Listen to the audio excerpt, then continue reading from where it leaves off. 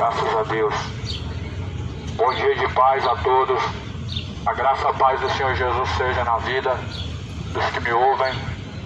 Jesus disse: este evangelho do reino será pregado em todos os confins da terra, em seguida virá o fim. Bem-aventurados são os que ouvem, bem-aventurados são os que guardam as palavras da profecia deste livro, porque o tempo do Senhor está próximo.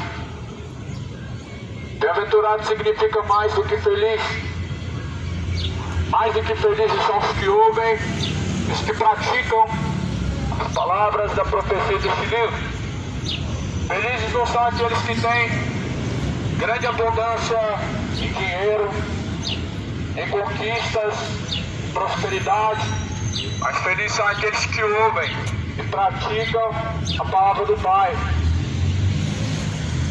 Um certo homem disse, uma certa mulher disse: Senhor, bem-aventurada aquela que os seios que te amamentaste, o ventre que te geraste. Aí Jesus falou assim: antes, bem-aventurado aqueles que fazem a vontade de meu Pai. Não é bem-aventurado o ventre que gerou Jesus, e nem o seio que amamentou Jesus, mas aqueles que fazem a vontade do Pai. Esses são mais do que felizes. Então nós nos deparamos com a mensagem do Evangelho, que hoje está sendo, infelizmente, deturbada por conta da sua ignorância. A sua ignorância de não ler, de não examinar o que está escrito, está deturbando dentro do seu coração, ou melhor, adulterando o verdadeiro Evangelho dentro do seu coração. Por isso Jesus fala: examinai, pois, as Escrituras Sagradas, pois são elas que de mim testificam, e nelas vocês encontram a vida.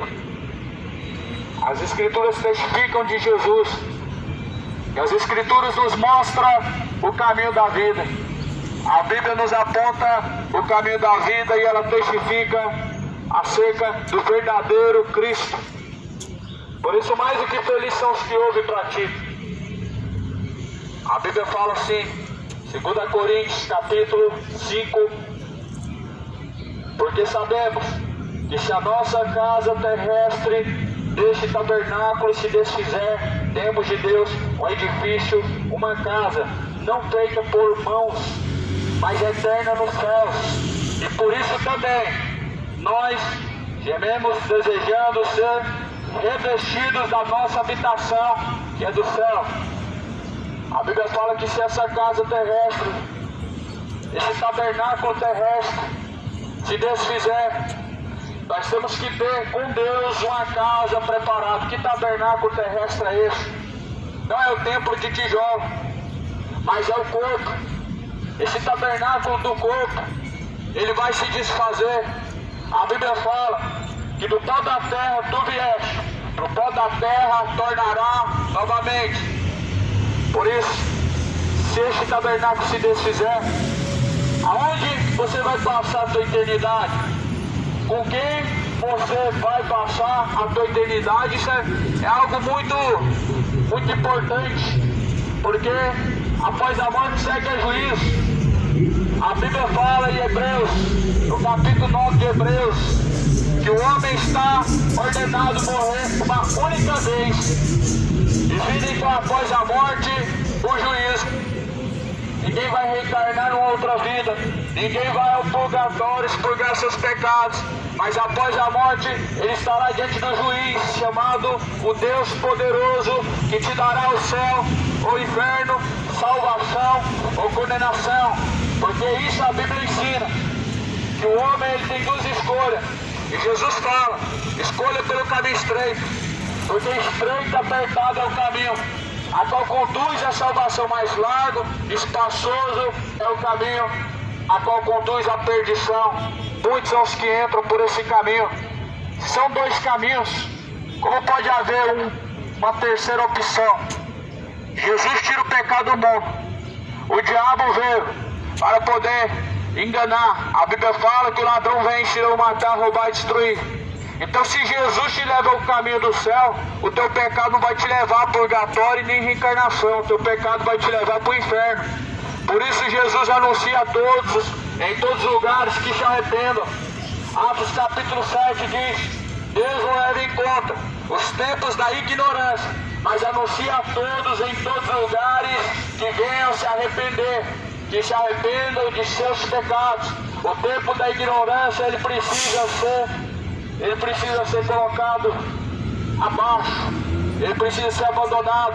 Você precisa abandonar o tempo da sua ignorância, você precisa chegar ao pleno conhecimento da verdade. Você precisa não somente conhecer a verdade, mas você precisa seguir a verdade. Jesus fala: a tua palavra, Pai, esta é a verdade.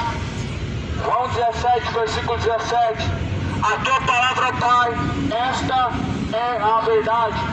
A verdade não está com o catolicismo romano, a verdade não está na igreja evangélica. A igreja de Jesus nunca foi católica, a igreja de Jesus nunca foi evangélica. A de Jesus, ela nunca foi uma instituição. A dos homens, elas se tornaram empresas, mas a igreja de Jesus são um povo, ou seja, são os membros de Cristo na terra, são um povo zeloso com o quê? Zeloso com tradição? Não, zeloso com a sã doutrina. Zelosos com o quê? Com dogma?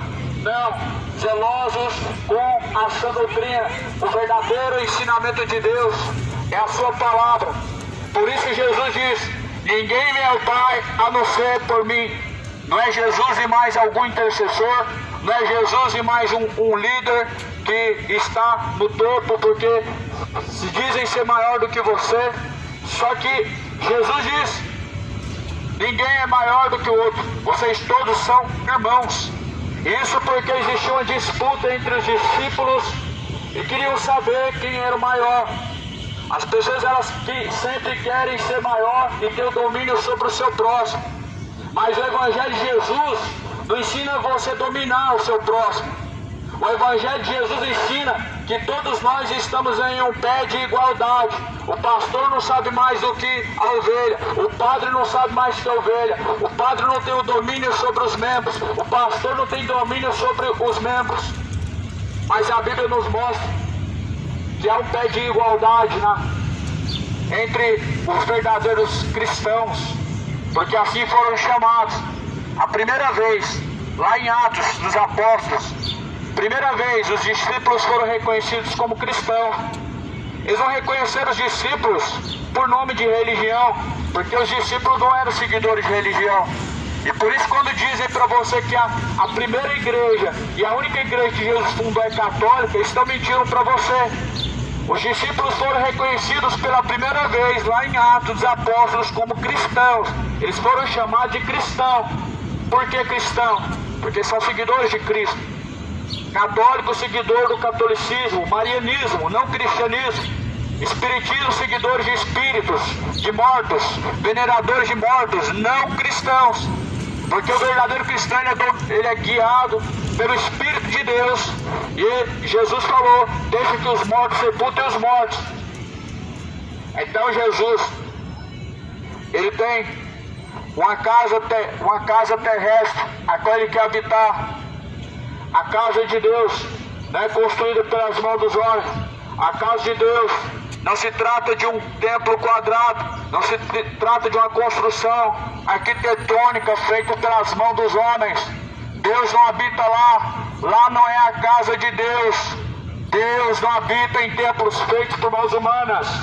Atos dos Apóstolos, capítulo 17. Deus não habita em templos feitos por mãos humanas, mas nem tampouco aceita ser servido pelas mãos dos homens.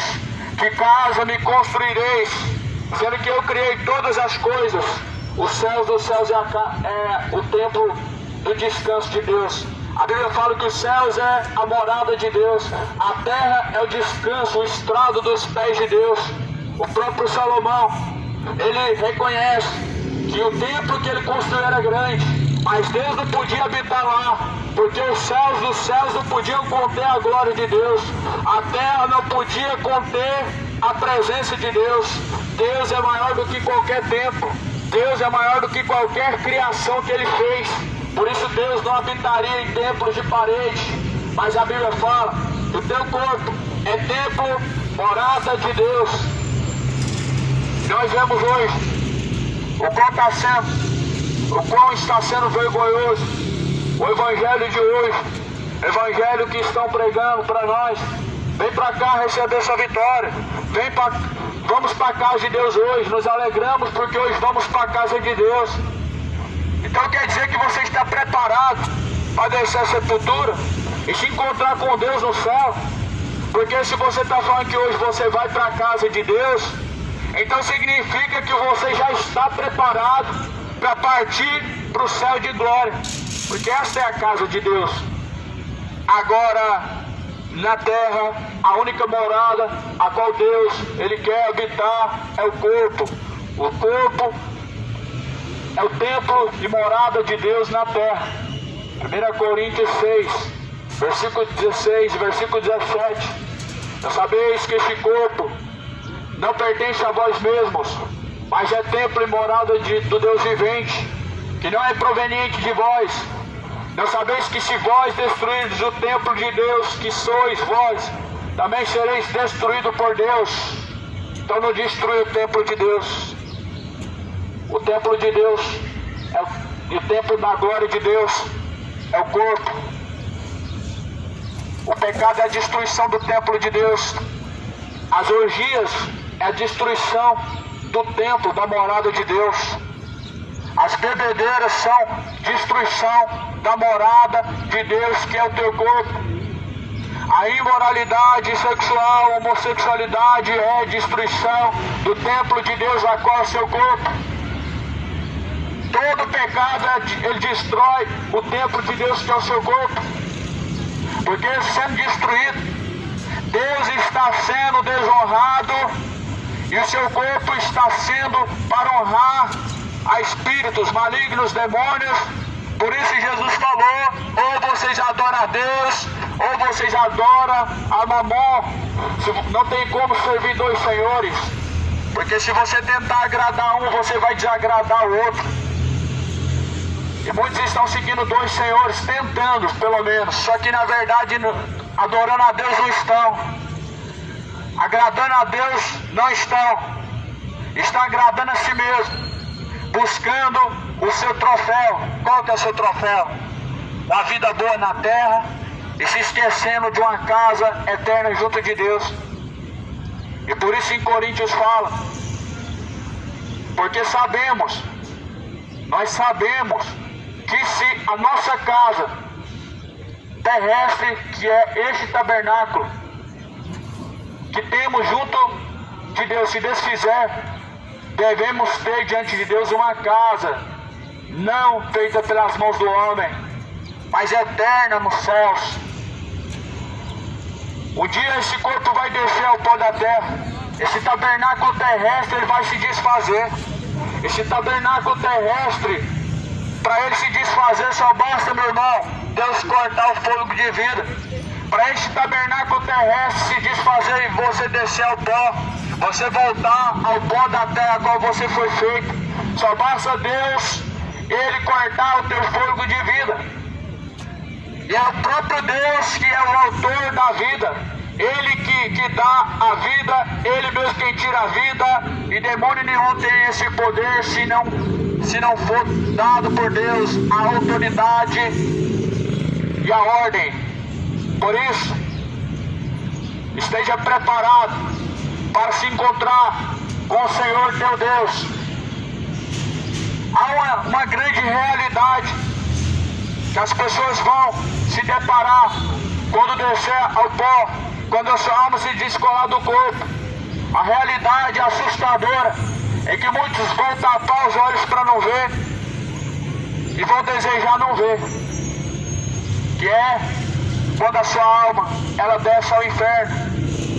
Muitas pessoas, nós vemos muitas vezes, nós vemos nas mídias algumas mortes que são assustadoras, pessoas que gritam antes, pessoas que esperneiam, pessoas que debatem, mas porém, o que essas pessoas na verdade elas estão vendo para que elas tenham tal reação? Será que são os espíritos malignos vindo buscar a alma? Será que são os demônios vindo buscar para arrastar a alma para o inferno? Porque nunca seria assim a morte de um cristão.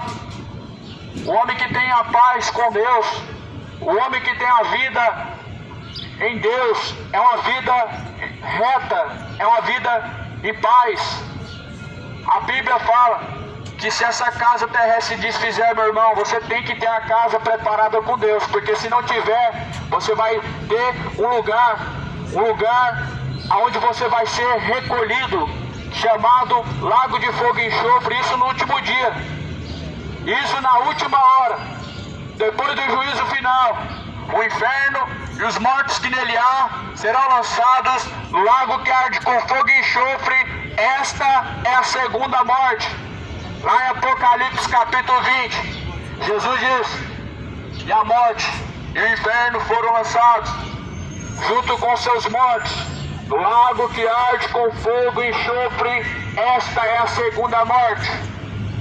Não duvide, meu amado, da existência do inferno. Não duvide que Deus te lançaria nesse lugar.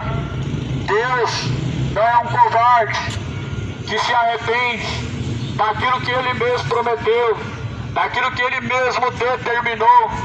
A Bíblia fala que Deus é o mesmo ontem, Deus é o mesmo hoje e sempre.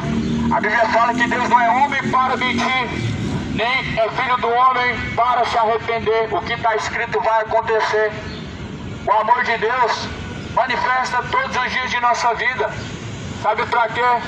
Para nos livrar da condenação do inferno, para nos poupar da perdição de nossa alma.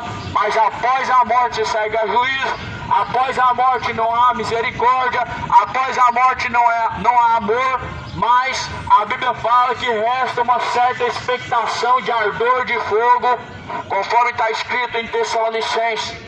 Resta uma certa expectação no ardor do fogo para os rebeldes, para os ignorantes. Não seja ignorante quanto à palavra de Deus. Não seja vista grossa quanto à palavra de Deus. Não trata a palavra de Deus como se fosse algo comum, como se fosse algo em vão, como se fosse algo fútil. Mas coloca ela em prática na sua vida. Não vai adiantar de nada você passar a sua vida inteira em dedicação à sua religião, seguindo a fé que você aprendeu na religião, se você não é fiel à Escritura, o caminho verdadeiro, a palavra de Deus. Tudo isso foi em vão e não serviu para nada, e partiu para a eternidade, e abriu os olhos do inferno, e viu que tudo foi em vão, e viu que realmente não valeu a pena viver de tal forma. O homem ignorante, ele perece muito. A Bíblia fala em Oséias: meu povo está perecendo, meu povo está sendo destruído, porque faltou o conhecimento. A rejeição do conhecer de Deus é uma das ignorâncias maiores. As pessoas não rejeitam conhecer sobre o futebol, muito pelo contrário, se informam o máximo possível. Mas quanto à palavra de Deus, há uma falta de conhecimento. As pessoas, elas não se isentam de ir atrás e saber como que está o prêmio da Mega Sena, qual que é a possibilidade de ganhar. As pessoas, elas estudam tudo aquilo que lhe convém e estão bem informados a par daquilo que lhe convém. Mas quando se fala da Bíblia Sagrada, as pessoas dizem o quê? Deus é só amor, ou seja, não sabem nada sobre Deus, não sabem nada em relação à Bíblia, não sabem nada em relação à eternidade, não sabem nada em relação àquilo que Jesus pregou. E por isso muitos estão caminhando para o inferno, achando que estão indo para o céu.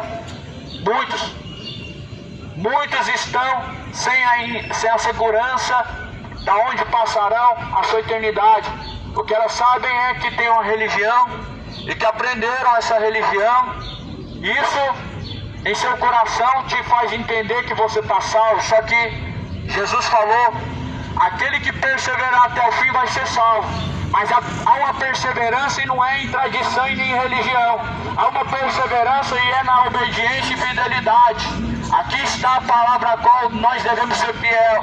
Aqui está o Evangelho, a palavra de Deus, a qual Deus busca a fidelidade dos verdadeiros adoradores. Aqueles que forem fiéis até o fim, o Senhor Jesus Cristo dará a coroa da vida eterna, que está preparada desde a fundação dos séculos, para aqueles que amam a sua vida, para aqueles que amam o seu caminho, para aqueles que se sujeitam a esse Deus verdadeiro, onipotente, poderoso. Por isso, a palavra de Deus continua dizendo: por isso também nós gememos desejando ser revestidos da nossa habitação que é do céu. Os filhos de Deus, eles gemem desejando ser revestidos da sua habitação que é o céu. Essa é uma das características dos filhos de Deus. Uma das características dos filhos de Deus é que eles desejam o céu. Eles têm pressa de ir encontrar com Deus no céu. Essa é uma das características dos filhos de Deus. Umas delas é esse desejo, é essa ansiedade de partir logo desta vida para o céu. Agora, se preocupe se o sentimento que prevalece no seu coração é contrário. Se preocupe se o sentimento que prevalece dentro de você é contrário. Se você não tem em seu coração o desejo de partir logo, brevemente, para se encontrar com Deus, você está perdido. Você está caminhando para a condenação eterna. Se você não tem essa ansiedade, esse desejo de seu coração de se encontrar urgentemente com Deus, é porque você está amando esse presente século. E a Bíblia fala: não ameis este mundo, nem o que no mundo há. Porque aquele que ama o mundo, o amor do Pai não está nele. E se você está amando esse presente século, você é amante do pecado. Você é inimigo de Deus, inimigo da cruz de Cristo. Como fala em Filipenses: pelo que eu digo chorando, que os tais são inimigos da cruz de Cristo, que só pensam nesta vida, que o Deus deles é o ventre, para sua própria perdição. Muitos têm como seu Deus o ventre e é satisfazer a sua própria vontade, o seu próprio Deus, vivendo em prol de coisas corruptíveis e não têm o desejo, a ambição de encontrar com Deus no céu. Mas, porque também nós, os que estamos neste tabernáculo, gememos, carregados não porque queremos ser despidos, mas revestidos, para que o mortal seja absorvido pela vida. Ora, para que isso mesmo nos preparou foi Deus, o qual nos deu também o penhor do Espírito Santo. Quem nos preparou para isso foi Deus. Deus nos prepara para que tenhamos o desejo de se encontrar com Ele. Não vem de nós mesmos. Eu fiz o bem, agora eu estou seguro que eu vou encontrar com Deus. Não é de nós. Eu estou fazendo isso de bom, então eu tenho a segurança do céu. Não vem de nós. Esse desejo, essa segurança de se encontrar com Deus não vem de uma religião, não vem das obras.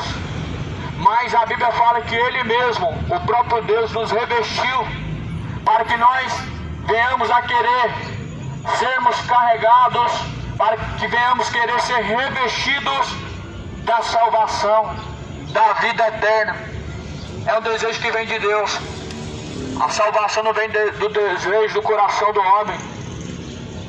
E não importa as obras que o ser humano fizer, não vai trazer segurança alguma e nenhuma certeza sobre a salvação. Não importa a religião que você segue, ela nunca vai te trazer a segurança da sua salvação. Embora que você queira acreditar que sim, está seguro. Mas a Bíblia fala que aqui está o penhor da nossa salvação, que é o Espírito Santo de Deus. Penhor, ou seja, aquilo que nos garante alguma coisa, é o Espírito Santo de Deus. Aqui está o que nos garante a vida eterna, a salvação, chamado o selo da nossa redenção, o Espírito Santo. O Espírito Santo é o selo da nossa redenção, é o que nos sela para que nós possamos estar separados por Deus, para a aquisição da salvação. O anticristo vai marcar dezenas de milhares de pessoas na testa, mas o Espírito Santo de Deus, ele é o selo da redenção para aqueles que em Cristo vivem piamente. O Espírito Santo de Deus é um selo que é visto pela testa também. Nós que somos comprados pelo preço do sangue de Jesus Cristo e que vivemos para Cristo, mas não para nós mesmos, nós estamos selados com o Espírito Santo de Deus, que é o penhor da nossa salvação. O penhor da sua salvação não é fazer campanha, não é dar o seu tudo, o seu 13º na fogueira santa. Esse não é o penhor da sua salvação, isso não te garante nada que venha de Deus. O nosso penhor, a nossa segurança está em adquirir e obter o Espírito Santo de Deus que habita em nós. Ora, Deus nos preparou para isso mesmo, a qual nos deu o penhor do Espírito Santo. Quando uma pessoa, um exemplo aqui citado nesse momento, ela vai comprar algo de alguém, ela precisa ter uma segurança, um penhor de que ela vai receber de você. Muitas vezes é um cadastro, é esse penhor que garante que você vai pagar aquilo que você comprou. Só que a garantia que Deus vai nos salvar, nós temos, que é o Espírito Deus, o penhor do Espírito Santo de Deus, que nos garante que realmente nós somos de Deus. A Bíblia fala, e o mesmo Espírito testifica com o nosso Espírito que nós somos de Deus. O Espírito de Deus, ele testifica que somos de Deus. Agora as pessoas, elas não se identificam como filhos de Deus pelo penhor do Espírito Santo, mas pelo nome de uma denominação. Ou seja, eu tenho uma religião, ou seja, então eu sou de Deus. E automaticamente as pessoas, por ter uma religião, elas pensam consigo mesmo, eu sou de Deus, porque a religião, ela é de Deus. Só que na verdade, religião não é de Deus, nenhuma. Deus não é fundador de religião. O penhor do Espírito Santo de Deus é a nossa segurança. É a segurança, o penhor, que somos de Deus e que nós somos filhos de Deus. Enquanto isso, muitos estão vivendo debaixo de um jugo pesado, de um fardo pesado, em cima de dogmas, em cima de ordenanças, sendo dominado por homens ignorantes que estão destruindo com a sua alma, sendo levados a praticar coisas vãs, em que não glorificam a Deus, campanhas e mais campanhas, sacrifícios e mais sacrifícios, rejeitando o verdadeiro sacrifício que foi feito, rejeitando o sacrifício verdadeiro que Jesus fez. Deus não recebe o sacrifício feito pelo homem. O único sacrifício que Deus recebe é o sacrifício feito por meio de seu Filho amado, Jesus Cristo. Deus não recebeu o sacrifício de Abraão com seu filho Isaac. Deus interviu no sacrifício de Abraão com seu filho Isaac. E Deus providenciou outro sacrifício melhor, o Cordeiro. E que hoje, nos dias nossos e que vivemos, o Cordeiro de Deus é Jesus Cristo. O sacrifício foi providenciado. Você não precisa sacrificar seu 13º, isso não é para Deus. Você não precisa sacrificar o seu carro, a sua casa, para dar na mão do pastor, para falar que é para Deus. O sacrifício foi providenciado. Eis o Cordeiro de Deus, que tira o pecado do mundo. O Cordeiro de Deus, o Cristo ressurreto, que ressuscitou dentre os mortos após o 3º dia. Ele é o sacrifício vivo e agradável, a qual Deus o Pai recebeu. A Bíblia fala que foi do agrado do Pai que toda a plenitude habitasse nele. Foi do agrado do Pai moê-lo. Sim, foi do agrado do Pai ver seu filho sendo moído na cruz. Sabe por quê? Porque era a única certeza de que o homem poderia ter uma nova chance. Era a única certeza de que o homem poderia ser uma pessoa melhor por meio da pessoa de Cristo. O sacrifício que Jesus fez, ele nos traz regeneração, nos traz uma restauração, uma conversão verdadeira. Por isso foi do agrado do Pai em que toda a plenitude de Cristo habitasse, toda a plenitude de Deus habitasse corporalmente em Cristo. Toda a plenitude habita corporalmente em Cristo. Todo o poder nos céus e na terra, todo o poder, a intercessão, a cura, a mediação. Sim, Jesus é o único mediador, não tem outro. O resto são espíritos enganadores. Jesus, sim, é o único intercessor junto do Espírito Santo de Deus. O resto são espíritos enganadores. O resto são demônios, dominações malignas. Jesus é o único intercessor verdadeiro. Todo o poder nos céus e na terra foi dado a Jesus Cristo. É Ele quem tem o poder para curar. Maria não cura ninguém. Aparecida nunca curou. São Pedro não pode te curar. São João não pode curar. De vir o Pai eterno não é Deus. O Deus verdadeiro se manifestou, foi crucificado, ressuscitou. E Ele tem toda a plenitude, todo o poder, tanto nos céus como na terra, para curar os enfermos. Jesus fala em Mateus, no Evangelho de Mateus, no capítulo de número 6, ou melhor, Marcos 16, versículo 17, Jesus falou: em meu nome curarão os enfermos, em meu nome expulsarão os demônios. Nós vemos quem que tem essa dominação para curar os enfermos, quem que tem esse poder para curar os enfermos. Não é São João, não é São Gregório, não é São Francisco, não é Santa Aparecida, não é Santa Luzia, não é Santa Fátima, mas é o mesmo que ressuscitou dentre os mortos, Jesus Cristo, o Messias, o único verdadeiro Deus. É Ele que tem o poder para curar. Toma cuidado com esses espíritos enganadores. Toma cuidado com as fábulas, com as heresias destruidoras, com esses espíritos enganadores. A Bíblia fala que o diabo se transfigura em ministro de luz para enganar, se possível, os escolhidos. A Bíblia fala que não é de se impressionar que o diabo se transforma e se transfigura em ministro da luz para enganar muitos. O diabo se manifesta como luz também, só que é uma luz meia boca, é uma luz que não brilha tanto, é uma luz que você consegue contemplar e ver, porém a luz de Cristo ninguém consegue enxergar. Paulo, ele vê a luz de Cristo manifestando quando ele estava em cima do cavalo, caminhando para Damasco, e Paulo ficou cego. Moisés quase perdeu a sua vida, olhando para a luz de Deus, fitando os olhos em Deus pelas costas. Moisés quase caiu duro. Mas a luz do diabo você vê por aí, tem umas luzes que se manifestam através de falsos profetas, que são os milagres feitos pelos falsos profetas. Eles vêm do dedo do diabo para enganar a muitos e para trazer a você um pouco de confiança de que é Deus que está nesse negócio.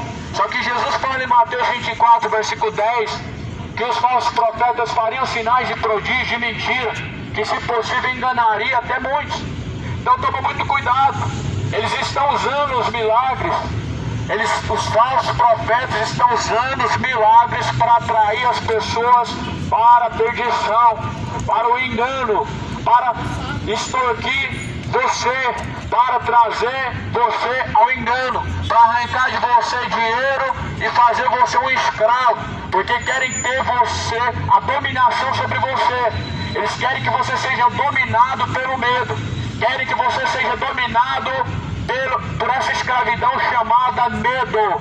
Essa é a dominação em que os espíritos enganadores têm feito com que muitos sejam incluídos e sejam dominados. O medo nunca veio de Jesus. Tanto é que nós vemos um exemplo em que Pedro queria caminhar sobre as águas, mas porém Pedro, dando alguns passos sobre as ondas do mar enfurecidas, ele temeu e se afundou. Jesus chamou ele de incrédulo. Jesus falou: por que temeis? O homem que caminha em Cristo não tem o que temer. O medo não vem de Deus. A Bíblia fala que Deus nos deu espírito de ousadia, valentia. Deus não nos destinou ao espírito de covardia. Deus não nos deu o espírito de covardia, mas de coragem. E por isso Jesus falou: ser coragem, ser valente. Sejam valentes, sejam corajosos. Esse é das aquisições que vem do Espírito de Deus. O medo não vem de Deus. Por isso, porque temais, ó pequeno rebanho, Jesus falou: pois foi do agrado do Pai dar a voz a salvação, foi do agrado do Pai. Então nós temos que estar cientes para onde e a quem nós estamos preparados para se encontrar. Devemos estar cientes para onde irá a nossa alma ao findar o labor desta vida. Você tem que estar ciente para onde irá a tua alma e a quem você vai encontrar quando chegar ao fim desta vida. Se você morresse hoje, para onde iria a tua alma? Se você tivesse que agora ter um encontro com Deus, você estaria preparado para ouvir da boca de Deus a sua sentença, porque Deus vai te dar a sentença. A Bíblia fala que Lázaro morreu, o homem chamado rico também morreu. O homem rico morreu, o mendigo Lázaro morreu. Lázaro foi levado pelos anjos ao seio de Abraão. O rico foi encontrado no Hades, no tormento. pedindo socorro e pedindo misericórdia. Nós vemos algo, que Lázaro foi buscado pelos anjos. Então, automaticamente, se você descer a sepultura, se você pertence a Deus, os anjos vão te buscar. Mas se você não pertence a Deus, os demônios vão vir arrastar a tua alma para o inferno. Se a tua alma pertence a Deus e ela está penhorada pelo Espírito Santo de Deus, você vai se encontrar e vai ter o encontro mais lindo da sua vida com Cristo.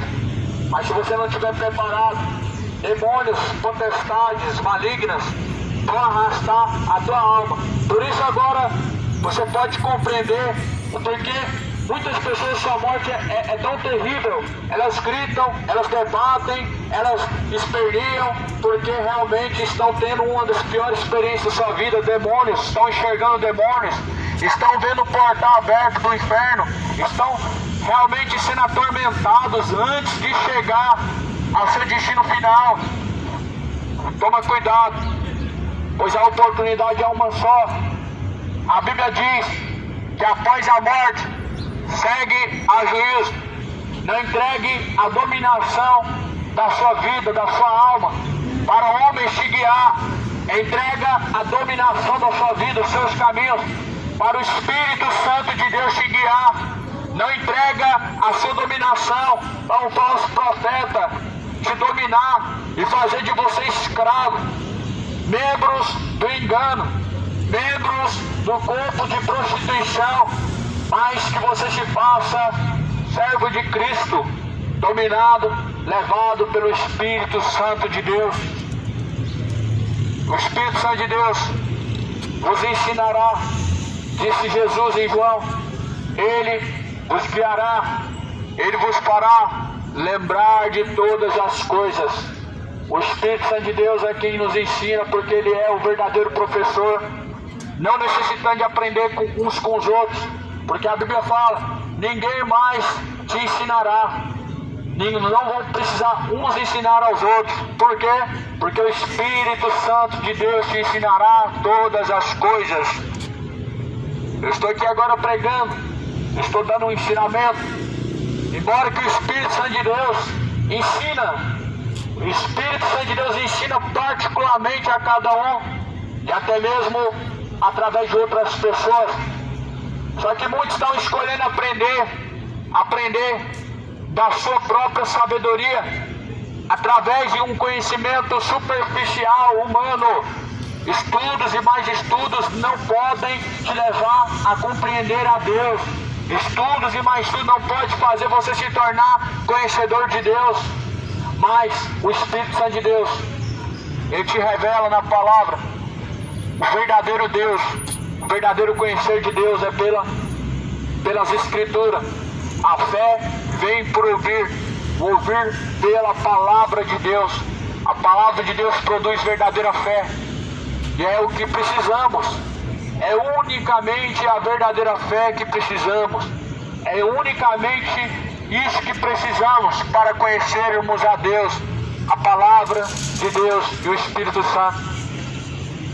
Mas temos confiança, desejamos antes deixar este corpo para habitar com o Senhor. Porque andamos por fé, não por vista, mas temos confiança, desejamos antes deixar este corpo para habitar com o Senhor. 2 Coríntios capítulo 5, versículo 7 e versículo 8. Então nós temos que ter a verdadeira fé, que não é por vista. A verdadeira fé não é por vista. Se você está sendo guiado por uma fé que você tem que ver, tem que olhar para a imagem para você falar que está orando, isso não é fé. Isso é superstição, é sincretismo, é incredulidade e idolatria. Isso não é fé. A fé não é por vista. Então quer dizer que se eu olhar para a imagem da Maria, eu estou exercendo fé? Quer dizer que se eu olhar para a imagem de Jesus, eu estou tendo fé? Isso é uma mentira. Porque o próprio Tomé viu Jesus, tocou na ferida de Jesus. Jesus falou, bem-aventurado Tomé, tu que viste, mais bem-aventurado antes aqueles que não viram e creram. Os que não viram e creram, bem-aventurados. Ou seja, a verdadeira fé não é por vista. Por isso que a Bíblia fala que Deus procura os verdadeiros adoradores, que adoram o Pai em espírito e em verdade. Deus é espírito.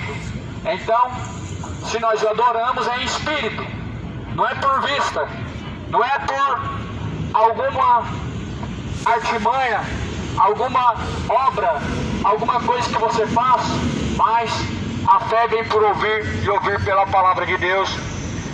E assim nós temos a confiança, desejamos antes deixar este corpo para habitar com o Senhor. Você tem esse desejo no seu coração de deixar este corpo para habitar com o Senhor? Você mesmo que está agora me ouvindo, você tem esse desejo de deixar esse corpo para habitar junto com o Senhor Deus? Porque a Bíblia fala que esse desejo deve permanecer em nosso coração.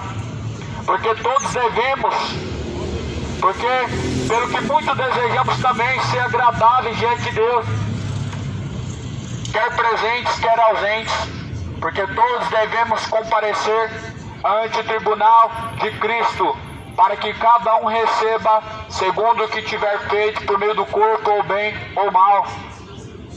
Por isso esteja preparado, esteja ciente que este corpo vai voltar ao pó da terra, o espírito de vida vai tornar para Deus, e a tua alma, a quem estará guardada? A tua alma, para onde será levada? Céu ou inferno?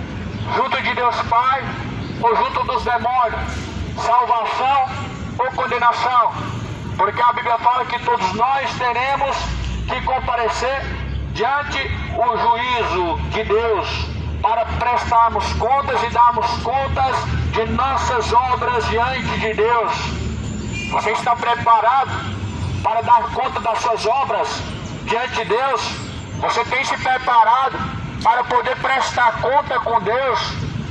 Você vai ter que dar conta diante de Deus por tudo que foi feito por intermédio do corpo e fora do corpo. A Bíblia diz que cada um terá que estar diante de Deus para prestar conta por tudo que foi feito por meio do corpo e fora do corpo. E Apocalipse capítulo 20 diz que cada um será julgado segundo as suas obras. Vão receber aquilo que lhe convém, segundo o que foram feitos por meio do corpo. Você está preparado para isso? Porque a Bíblia fala que para isso nós devemos estar preparados. Nós devemos desejar partir deste corpo, abandonar este templo de habitação que é o corpo, para encontrarmos com Deus no céu de glória. Se arrependa hoje enquanto ainda há tempo, se reconcilia hoje enquanto ainda está no caminho, porque se nós não seguimos a paz com todos, nós não teremos paz com Deus. Se nós não reconciliamos com o nosso próximo, nós estamos irreconciliáveis diante de Deus e com Deus principalmente. A Bíblia fala: seguir a paz com todos e a santificação, sem a qual ninguém verá a Deus. Se você é irreconciliável com o seu próximo, você é irreconciliável com Deus. Porque a lei de Deus, ela se cumpre e se reflete amando o teu próximo. Fazendo ao teu próximo, você está fazendo a Deus. E por isso que Jesus falou: amarás o Senhor teu Deus acima de tudo, e assim se reflete você amando o teu próximo, assim como você ama a ti mesmo, fazendo aquilo que Jesus fez, porque nós fomos amados primeiro. A Bíblia fala que não fomos nós quem o escolhemos, mas Ele que nos escolheu. Ele nos amou primeiro, e por isso nós devemos refletir esse amor para com o próximo, onde as pessoas não são mais de um coração quebrantado e contrito. A Bíblia fala que nos últimos dias os homens seriam irreconciliáveis. Os homens estão irreconciliáveis, sem afeto ao próximo, sem misericórdia, sem benignidade, sem piedade. A Bíblia fala que são tempos trabalhosos, são os últimos dias em que os homens se tornariam amantes de si mesmos, amantes dos prazeres, amantes dos deleites, irreconciliáveis, e tudo isso gera um impacto, mostrando que a volta de Jesus está próxima e que o dia do Senhor está se aproximando. Cuidado, para que ninguém vos engane. Bem-aventurado o servo, quando o seu senhor vier o achar fazendo assim. Quem crê, como diz a Escritura, rios de água viva jorrarão de dentro do teu ser.